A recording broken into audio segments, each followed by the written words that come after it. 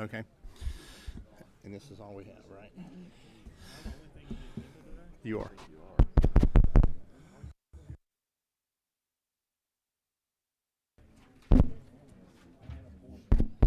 All right. Good afternoon, everyone. I want to welcome everybody and thank you for coming and call on behalf of Chairman Don Parsons. I'll call this meeting of the House Energy, Utilities, and Telecommunications Committee to order.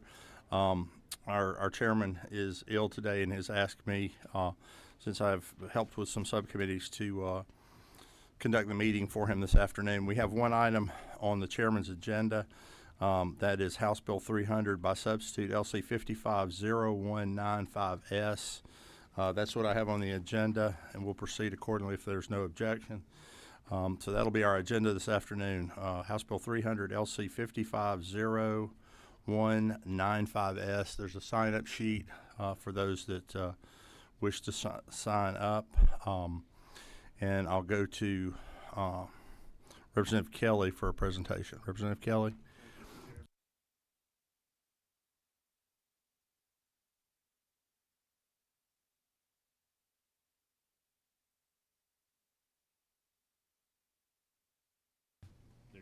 Thank you, Mr. Chairman. Thank you for the opportunity to come before this committee. I know in your committee that you chair and I get to serve on, Mr. Chairman, we have a mandatory 2 hearings before we pass anything. This has been the 3rd time I've been here to EUT, so I don't know if y'all have a game y'all are trying to play with me here, but this is my 3rd one. I'd say the bill's been thoroughly vetted. And I want we try to keep it even numbers, 2 or 4. You're on the 3rd one? No, carry on.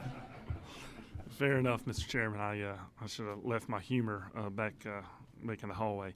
I want to thank the people who've worked with me on this. This is an issue that I think is important to the state of Georgia as we continue to be a leader across the country in terms of solar energy generation.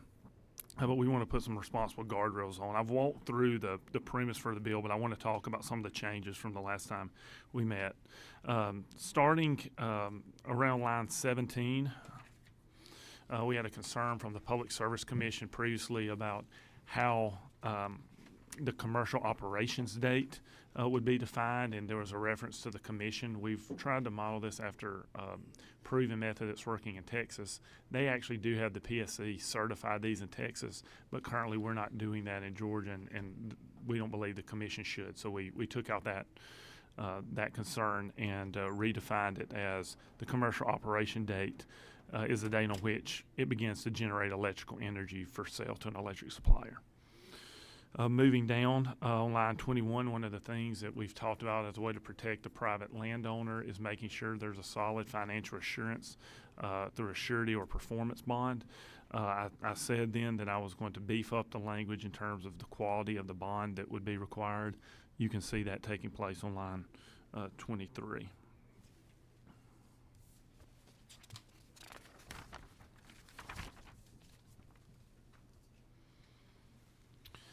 Working with Ledge Council, I want to thank the Story Tate team of Legislative Council for helping me with just some technical cleanups on line 6. We replaced the word generation asset with solar energy device. We felt that made more sense, and then tweaked that definition. That was on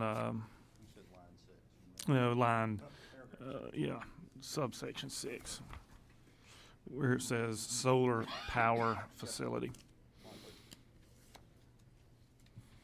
Moving back down to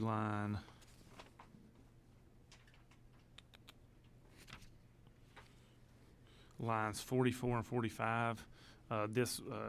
Through conversation with Ledge Council, this would not be retroactive, and just to prevent any confusion, we stated that in the bill. That's where it says this only is applicable to solar power facility agreements that are executed or renewed after July 1, 2024. There wouldn't have been, we don't believe it would have been allowable under law to go retroactive, and many of these agreements that are in place are acting responsibly, but we want to make sure moving forward.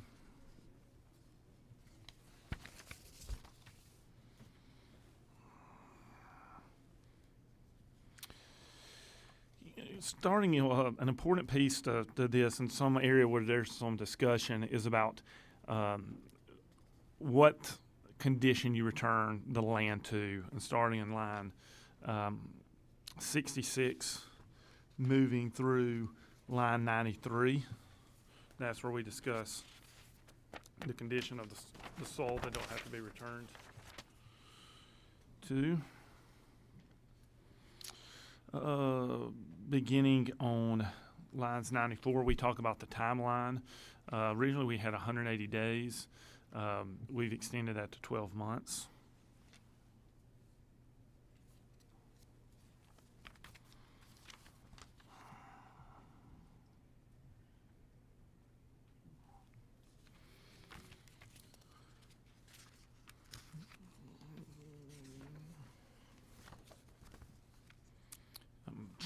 My lines aren't necessarily matching up, so I'm trying to go together, Mr. Chairman, so I appreciate some latitude there. We have an area where we talk about the bond being recorded.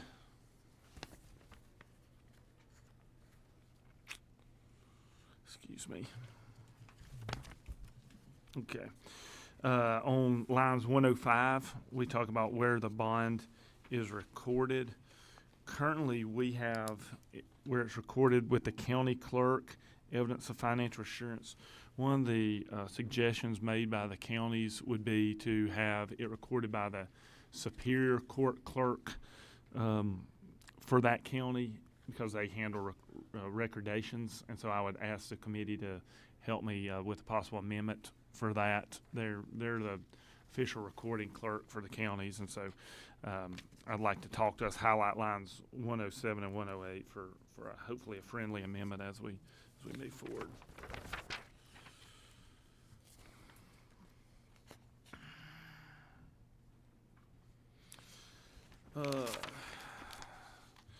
Line 134 is where we're trying to set up a statewide system and guardrails. And so, the purpose of the financial assurance is that should a landowner have to clear the property if it was not cleared by the leasing party, there's a financial assurance to cover that. We wanted to make clear that we're setting what the definitions of those financial assurance are at the state level and not necessarily at the local level. And so that's lines 134 through 137. Mr. Chairman, I know we've had the bill multiple times in committee. Those are the changes. I'm sure some people may want to speak to it, but I'll be glad to answer any questions.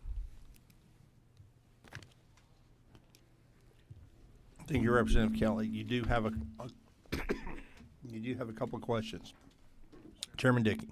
Thank you, Mr. Chairman, and thank you, Arthur, for working on this bill. Thank you for keeping me in a loop, and I know you spent a lot more time on this bill than you imagined, and we're getting really close there. But I just want to make sure a couple of things, and I hope I'm not throwing this on you here. But what happens if the grantee doesn't provide the financial assurance, if it goes away, if it's not provided? I mean, we're talking about bonds here. Is that all? But we're talking about other forms of financial assurance. But if that grantee all of a sudden does not perform, what happens? I don't see anything here of some other action that happens if they don't renew the bond. What's the fallback? Yeah, that's a fair question. That's a fair question. It would essentially undo the agreement. Yep. To be in compliance with the agreement, then that has to be a part of it. I mean, I'm not an attorney and don't run into those type things, but that's a concern. No, that would constitute a breach, and I just want it real clear and real consequences to make sure it's there. And I think for us to look at some suggestions there would be lines 138 through 145, and I'm willing to work with you on that, because that's where it talks about if no grantee shall cancel the financial assurance delivered to the landowner pursuant to this code section. Kind of look at that, but I'm open to suggestions from you there. Mr. Chairman, may I pose another question, and not directly to the author, but really to the committee? Are we trying to protect the landowner? And I know and we are. I know this bill does working very hard, Representative Kelly, to protect the landowner.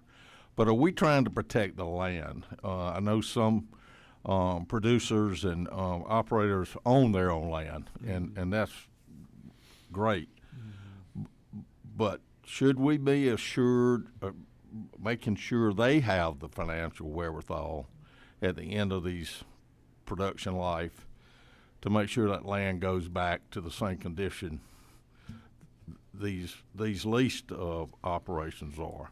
A lot of this is going on ag land, and that's really my concern. Is a lot of this is going on ag land, and I just hate to see it, but I think we're all concerned what's that going to look like at the end of the life of these things. So I just asked the committee, should we really be concerned about both the leased landowner that's leasing the land and the landowner who's actually producing and owning the solar panels? So I don't have an answer to that, but it's my concern. I appreciate the question and your concern. It's something that's important to me as well. We live in a beautiful state, and part of that's because of our landscape. And I understand your concern, but this was more focused on making sure to provide protections to the landowner that's entered into these specific agreements.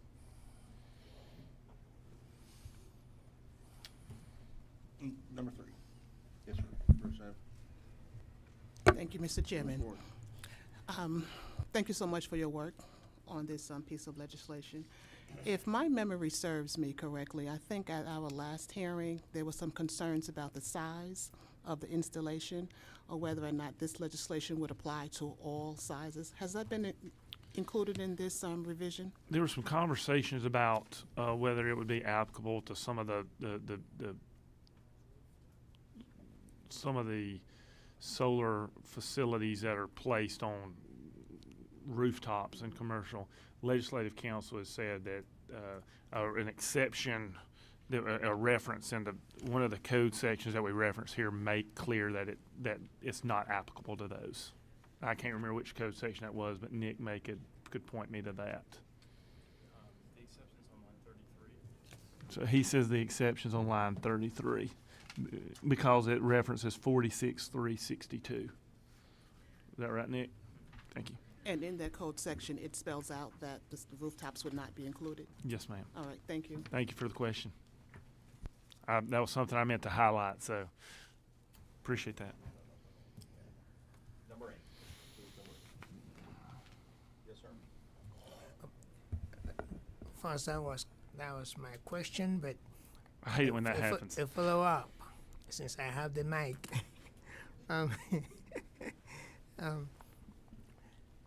What did we decide when the solar power generator owns the land too?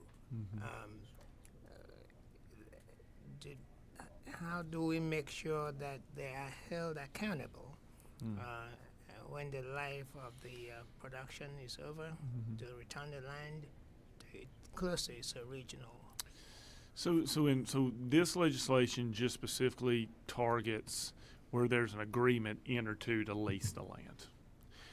Largely, the policy consideration I made with that is that an individual that owns the land should have an incentive to one, they're more likely to keep, as long as we keep using solar in our state and these arrangements keep being beneficial, I think they'll use that land over and over again. They'll upgrade their technology, but they're going to largely keep using that versus, and I always felt like someone who owns their land would have a consideration to take care of it. And second, there's also ability still for local zoning considerations that could apply to that as well. This was meant to help protect the landowner in a lease situation. Okay. I guess I call it questions, but these are comments just because this is a bill I'm going to support, but we want to make sure that it addresses loopholes. Is it possible to include such generators who are also landowners in this bill where they are expected maybe to also get a bond? I mean, because some people, and I'm not talking about any company in this room today, but some people may not play in good faith. They may just get up and go without returning the land to a useful end. That's basically my concern. So think about it if you need to include those just as an assurance or deterrence rather. And I appreciate the question. I think that was kind of what Chairman Dickey was highlighting as well. So I appreciate that. Again, I would say there's outside of the setting the amount of the financial assurance, we're not prohibiting or entering into the any local zoning that could take place, or anything that would prohibit local ordinances that have applicability for the upkeep and maintenance of land or property like we have all across our state. And that's why I wanted to really make sure that we were addressing situations where to make sure our landowners were protected. But I appreciate that. That I couldn't find a way for me to get it done in this bill, but somebody else figures out the right way to do it, I may be willing to sign on with them. There's time yet. Representative Gullett. Thank you. Thank you, Mr. Chairman. On the amount of the bond, I know that there's significant costs at the very end of a project or the lease is up, right? So, and I'm assuming, one, that the bond has to be secured for a year, right? I think that's what it says, 12 months. And then It automatically renews. And then the cost of that cleanup, I mean, I imagine could vary greatly depending on the size, acreage of these. How is that included in how you determine the amount of the bond? It is, and that's addressed line 118 to 119. And look, I mean, this is we're doing our best to prepare for a situation that's probably 20 or 25 or 30 years down the road here. And so, I'll sit here and say, we're trying to have an independent, third party professional tell us this, but I think all of us in the room know that at best this is going to be a good faith estimate because we don't know what technology is going to develop to help with cleanup or removal, or the salvage value of these units in 25 or 30 years. That is uncertainty of that, but we tried to wrap our head around it the best we could. And one other question, if I can. Please. You mentioned earlier related to a friendly amendment if we got there. Explain that a little bit more. I think it was like 107, 108. You're talking about the clerk, the county clerk. So what does it do, and what did you want it to do? So right now we just, there's a county clerk, I think in some counties, like the county clerk that would sit at a county commission meeting and record the minutes. Okay. But they don't necessarily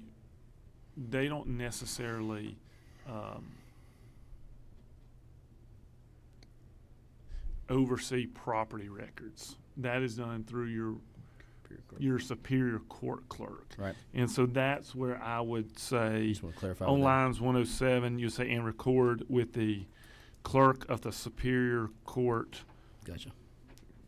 of, I'll let Nick kind of play around with that, but with the clerk All right, we're gonna let you dwell I'll on play that around with while we're that. doing it. We're not gonna build a Court bill while we're of talking said here. county. I'm gonna let you work with Nick on that. Do you have? Or, I got it. Yep. Thank you. so, Representative, we have a couple people want to sign up.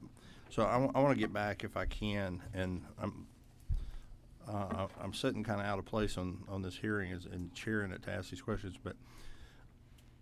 If I were looking at this, we're doing this to help the landowner, and I'm going to set the stage here. I'm not trying to make a statement. I'm going to set the stage for my question. So if we're doing this to try to help landowners, the situation exists where if all land, like if I wanted to be a conscientious landowner and I wanted to ask a solar company to provide that for me, but somebody else didn't, the cost of doing business on my property would be more for me than somebody else, right? Because there's some cost in the bond. So we're requiring everybody to do it, kind of creating a level playing field.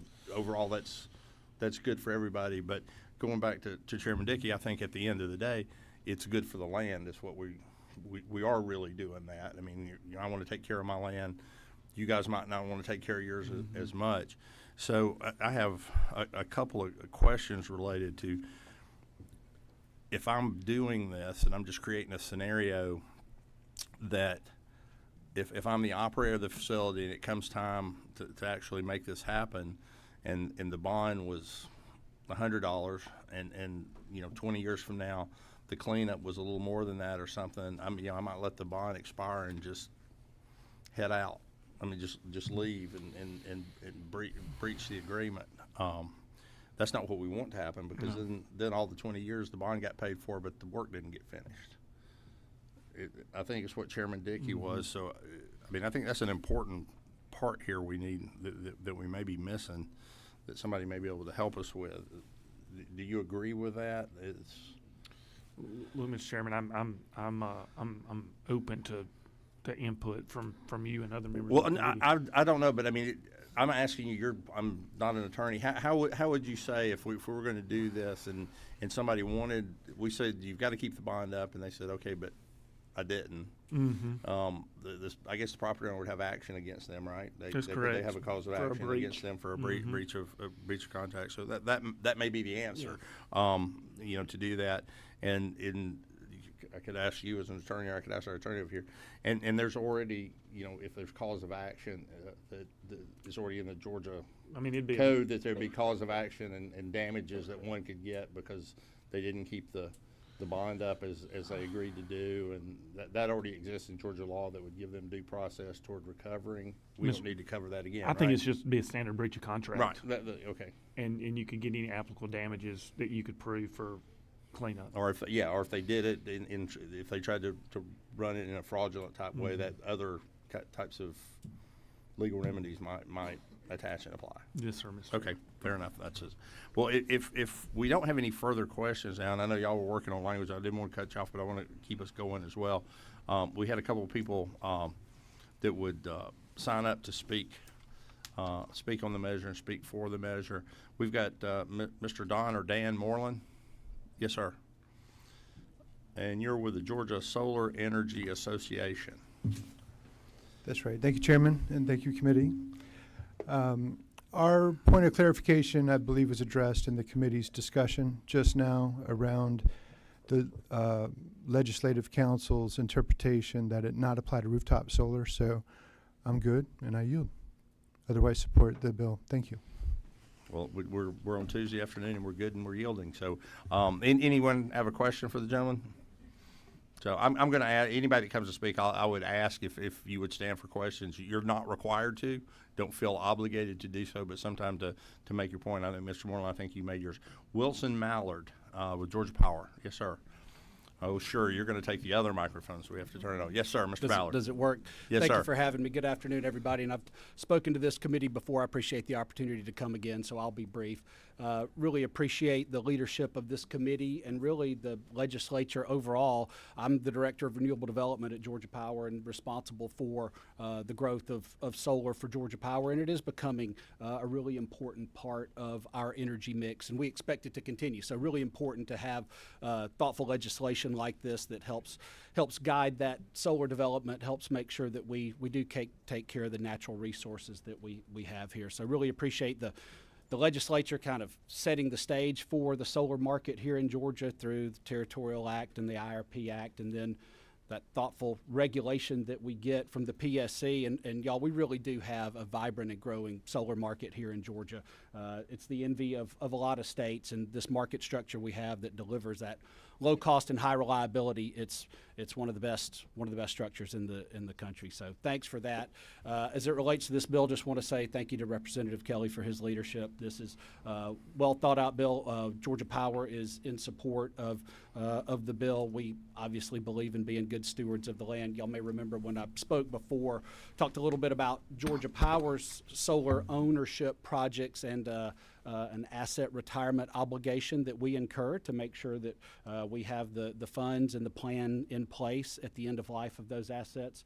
Similarly, on assets through which we procure energy through purchase power agreements, we got some pretty stringent requirements there to mitigate the environmental impact. So we're absolutely in support of making sure that the plan is in place and the means are there to be able to decommission these facilities if and when they get to the end of their life. We've already touched on the fact that we may see more repowering than actual facilities reaching the end of their life, but really good intent here, and we're thankful to see this legislation. I'll definitely make myself available for questions if the committee has any. Yeah, if you would, I have just a quick question. Sure. If you would. So if you're Georgia Power. I mean, if you can speak for them.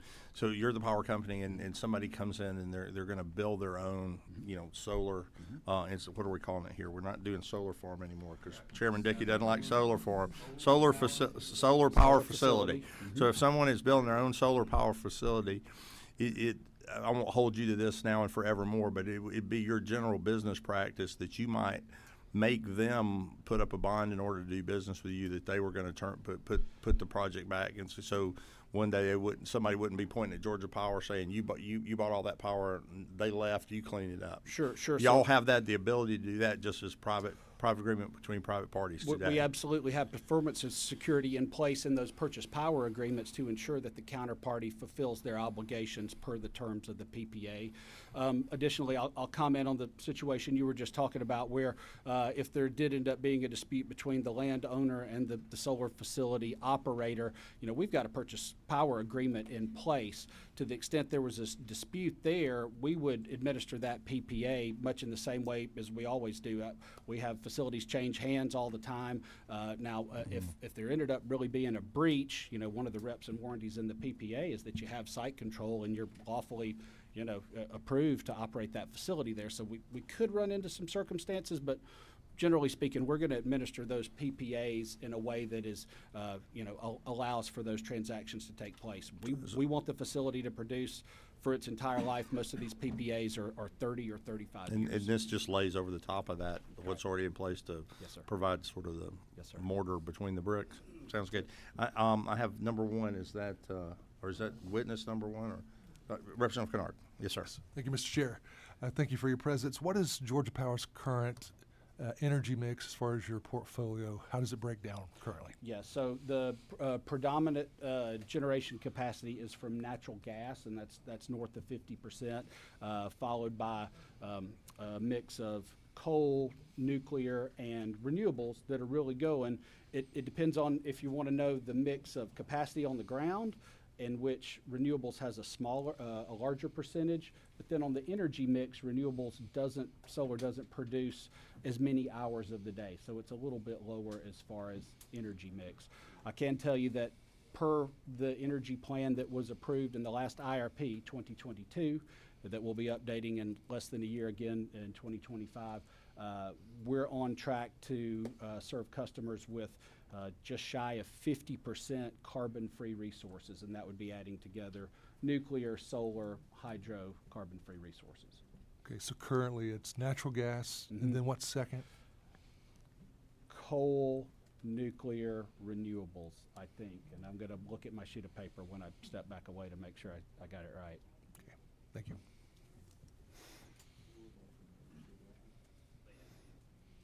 It's more of a general question. This may not be for Georgia Power. Thank you, Mr. Chairman. Do you have a question for the gentleman? I do have for the author. I'm sorry, I'm running a little bit late. Does anybody else have a question for Mr. Mallon? Thank you very much. Thank you very much. All right, you had a question for the author. We'll come back to that. Yes, sir. Thank you. Ready for now? And I'm sorry I was late.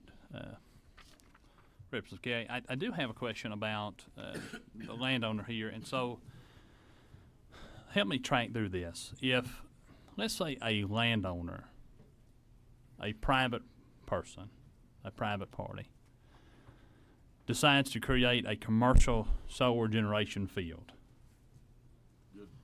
Thank you. Solar power facility. A solar power facility. So they decide to make their own.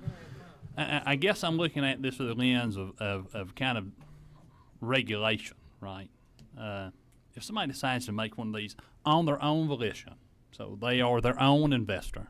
There's someone who comes in, they've got maybe $20 million to burn in their back pocket. They think this is going to be something that's good for the next 20, 30 years. Okay. They would not be captured under this agreement, these agreements whatsoever. They just wouldn't be. And so I guess my cause for concern, and maybe you can answer this question and alleviate those concerns, is that we're creating a disparity between someone who falls under as a grantee or someone who's leasing these lands and a person who is a wholly owned operation. And I know I had talked about that in the last committee meeting, but I did want to just pose that question. Maybe you can help alleviate some of those for me. Yeah, I appreciate the concern, and we missed you when you weren't here, so I'm glad to have you back, always. This bill does not address individuals who own the land and build the facilities. The reason being is we were trying to make sure that the landowner wants, because there's not an agreement that you make between yourself, and so this was specifically set up to protect landowners who enter into this agreement. Mr. Chairman, if I may continue your question. I'll allow it. Thank you.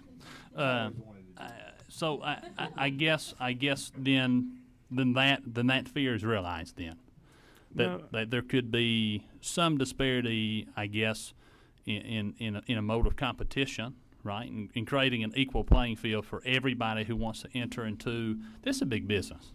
Mm-hmm. These are millions upon millions of dollars. All right, I am gonna try to reel us in because we're gonna be in a place where we're gonna take action, and that seems more like a debate on the passage of the measure. Let me ask this: is the landowner, the owner of the land has he or she they were zoned to allow for this solar facility there by county. Ultimately, regardless of what happens, they have to make that good with the county because they're the people that hold title to the land, and the county could maybe go up to and include taking the entire land away from them. So sort of by definition, they have their own assurity bond in that it's their land. That's correct. I think what the gentleman here is trying to do that, but if we could, I mean, that's a fair distinction to make, and I'll if we get to the point and we get a motion to move forward, I'll allow lengthy discussion on that. But if you have a further question, Representative, just question. All right, we'll do that. Any further questions of the author on this? We have House Bill 300, LC 550195S. Anyone else? That was the two folks we had from the public signed up to speak to the item. Anyone else that wishes to speak to this? There were a few changes. I'm assuming the PSC has had that, and that's been sounded over them. So we have before us LC 550195S, House Bill 300. We have had, as the gentleman said, three meetings on this, so I'll put it out for the committee. What's the pleasure of the committee on this item, HB 300 LC 550195S? I would like to I have a motion of due pass. Is there a second? Second. I have a motion that this item due pass with a second. Is there discussion? I have an amendment, Mr. Chairman. We'll hear the amendment under discussion. Yes, sir. Strike with the county clerk on lines 107 and 108. Hang on, let me get with you. So we just the attorney, you're over there with us, right? Okay, go ahead. And replace with the following. All right, tell me again. Tell me what we're striking. Starting with Strike with the county clerk. that's the end of 107 into 108. Yes. And replace with the clerk of the Superior Court of the county where the solar power facility is located. Okay, I'll just give everybody a minute there. That is on line 107. The last three words of 107. The first word of 108. And if you is everyone clear on the language, Mr. Attorney, do you have the exact language of the amendment? He wrote it, Mr. Well, Chairman. I thought so. I was just sounding that for the record. So that is the motion with amendment. Is there an objection to the amendment? We'll take the amendment. We have a motion before us for passage of the bill. We'll take this to perfect the item. Is there objection to the amendment? Anyone objection? If not, we will. The amendment is adopted. So we now. Let me just make sure I've got my. I'm okay with the order of that, right? So now we're back to action on the motion as amended. Going correctly. So now what we have is a perfected version as amended with the amendment adopted, HB 300, and we'll take discussion. This is now our motion is due pass as amended because the amendment was adopted on HB 300 for discussion. Representative Montana. I'm sorry, Representative Dickey. Thank you, Mr. Chairman. And I just want to say I think this is a good landowner protection bill. And I'll thank the author for doing it. And I'm going to vote for this bill. But I just think Representative Montana set it up very well, and I did too. It is not a land protection bill. It is a landowner protection bill. So I just want this committee to understand that, and people of Georgia understand that. And so I think it does what your intent of it is, and I think it's needed. This bill, I'm not sure it goes quite far enough, but that's for another day and another bill, I think. So thank you for this bill. Thank you, Mr. Chairman. Yes, sir. Representative Montana. Thank you, Mr. Chairman. Yeah, Mr. Chairman, I still have some concerns with the bill, and I'm thinking there's a scenario where a private owner, and maybe the author can help answer this question. Let's say that a private owner owns these solar facilities, and let's say that the cost of generating electricity in a different sector falls. So the cost of generating nuclear energy or coal or something falls precipitously.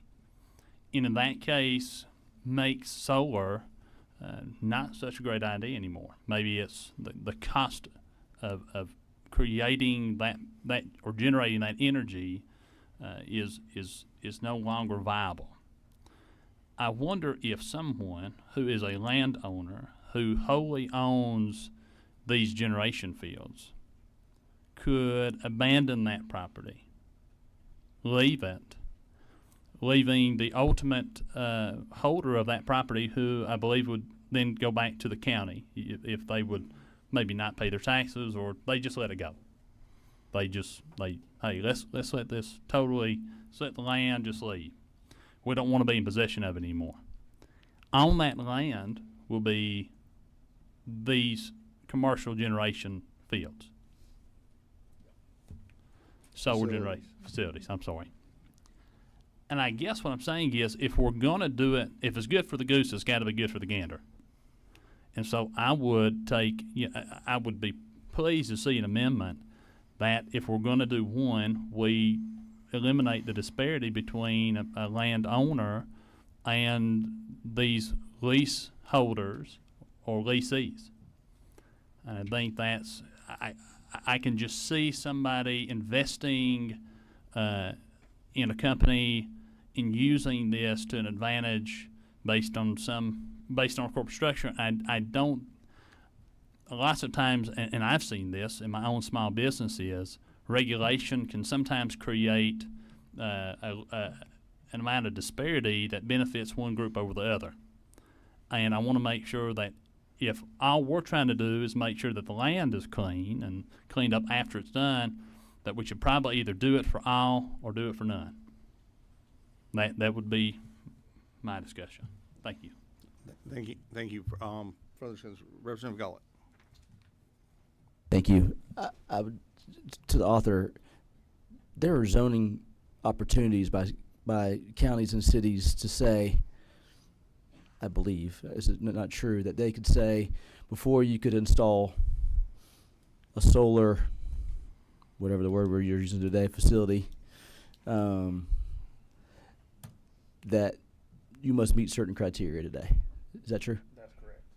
So there already is an opportunity to protect the land in certain areas, I believe, if they, if a city or a county believes that to be important in their area. I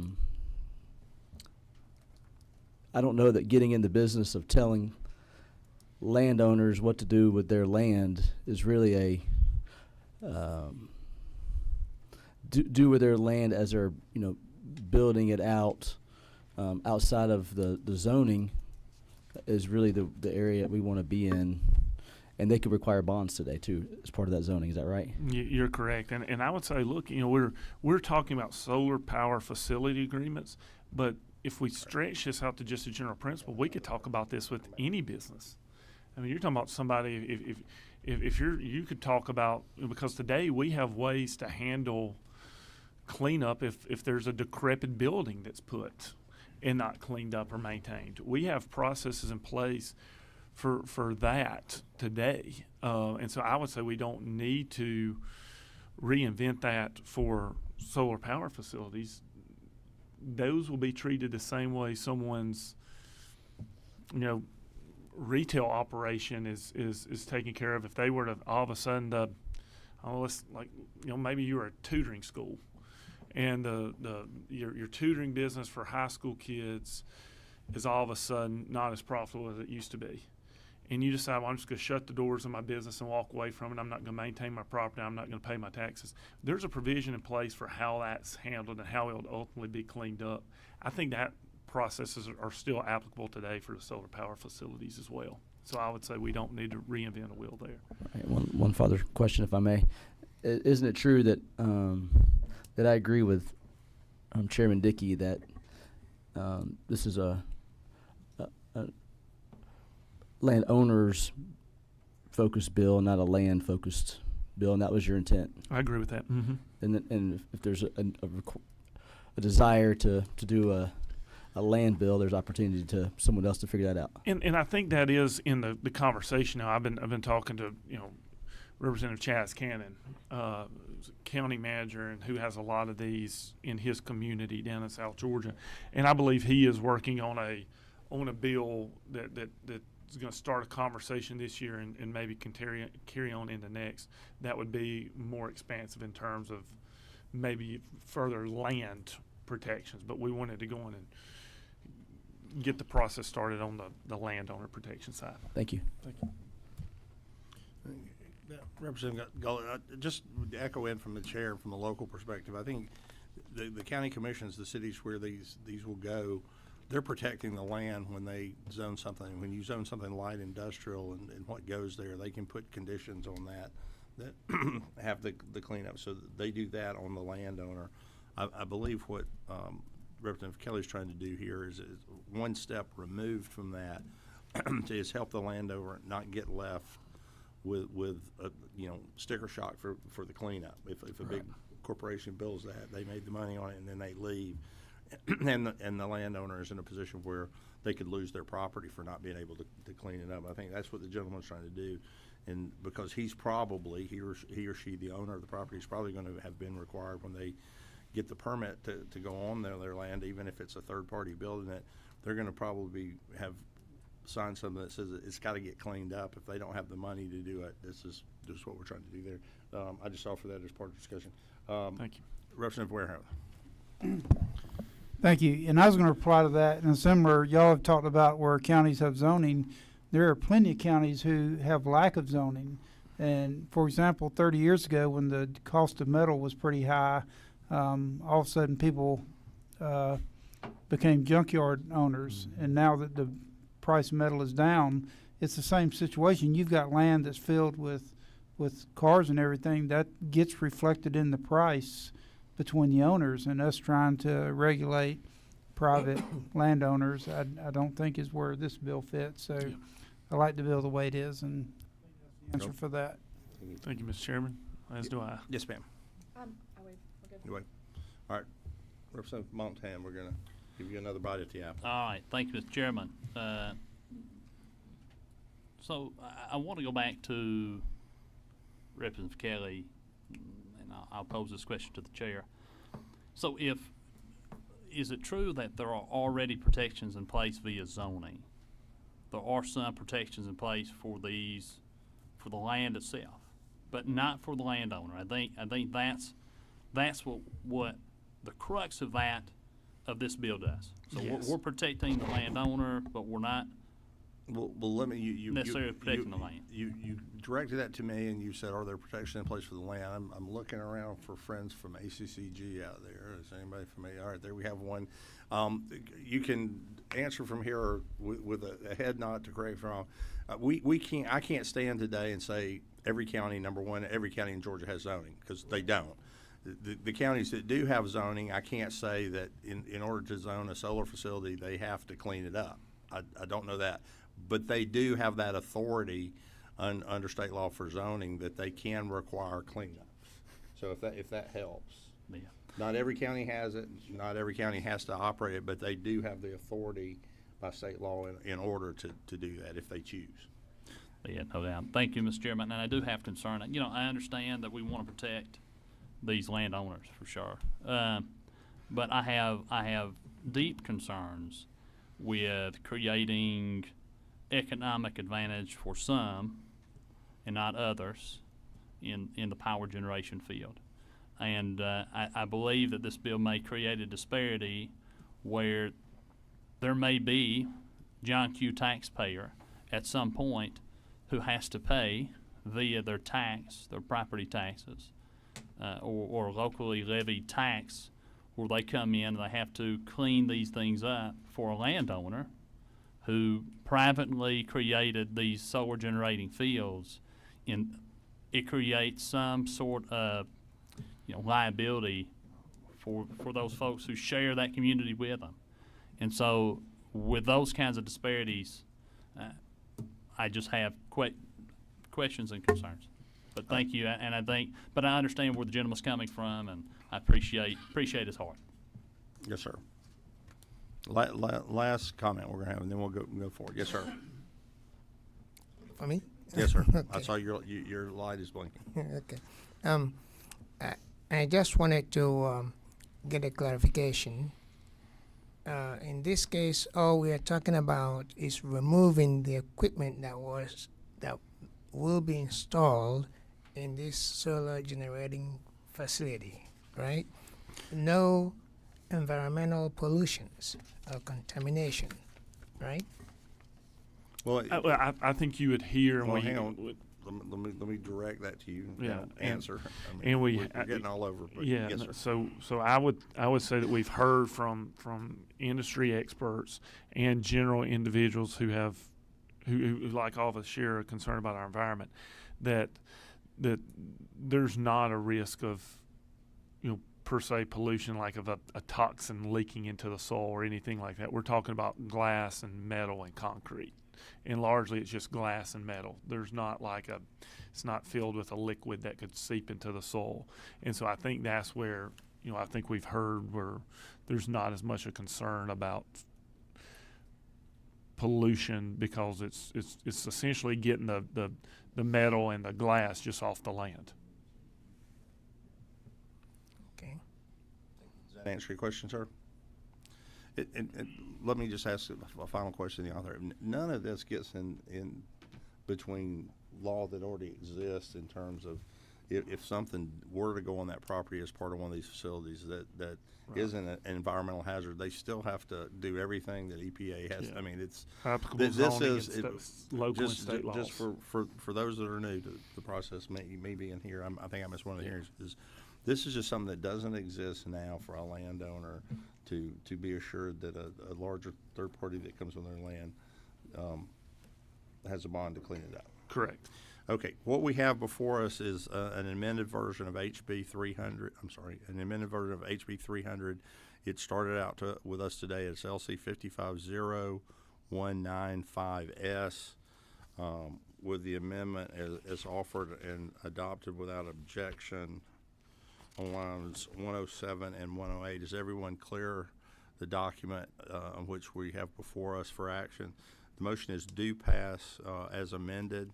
We have had discussion. I see no further lights, no further discussion. If not, then I would ask we do have a motion. I will not ask the committee's pleasure. We know what we're voting on. The motion is do pass. All those in favor say aye. Any opposed, no. No. Chair calls this as a passage. Everybody good with that? Anybody wish to count? No, nobody wishes to count. My item passes, moves on forward to rules with a do pass recommendation. You need to get a sub-drafted with that amendment. I think legislative Yeah. council will take care We'll of do, that. yeah, just get a sub-drafted. There is nothing further before us this afternoon. I thank everyone for their attendance without objection. We'll stand adjourned. I see no objection. We're adjourned.